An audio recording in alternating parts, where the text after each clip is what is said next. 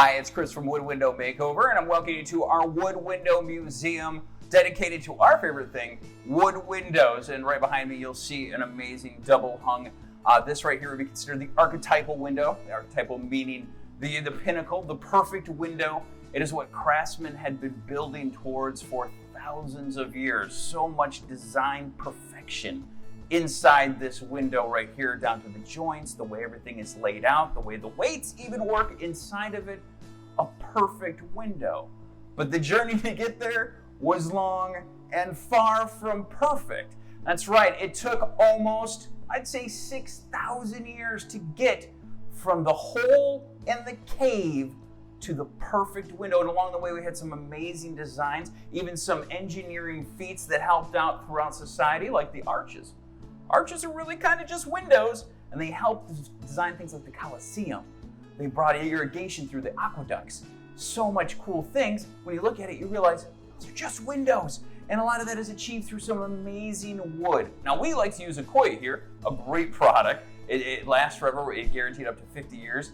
But lumber, the kind of lumber used back in the day, was coating the United States. It was all over in the 1600s.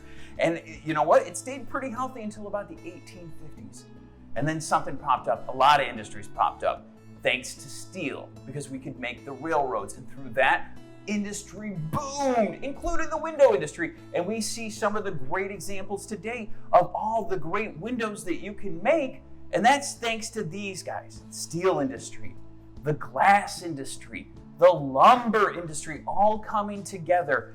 And by the 1920s, most of the lumber in the United States was gone. But because of that, we had a huge housing boom, and we came into the second industrial revolution thanks to the marriage of those industries. And through log driving, through the railroads being able to transport, even that connects down here to Tampa, because the glass made up in Kokomo, Indiana, would come all the way down on the railroad to Tampa. And that's one of the distribution points. And one of the reasons you see some of these great windows, some of these frames, these sashes all through the Tampa community, is we're one of the hubs. We're one of the parts of the revolution that was making that pinnacle of the window.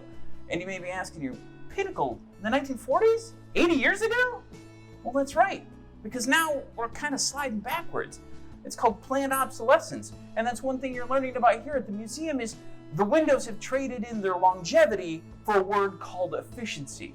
Authentic beauty for prefabricated ease.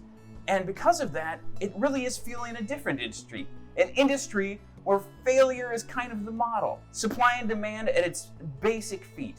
And then through that, you will learn that that's why we kind of made this museum, to preserve some of the beauty of what's going on. Look at the inside of your house.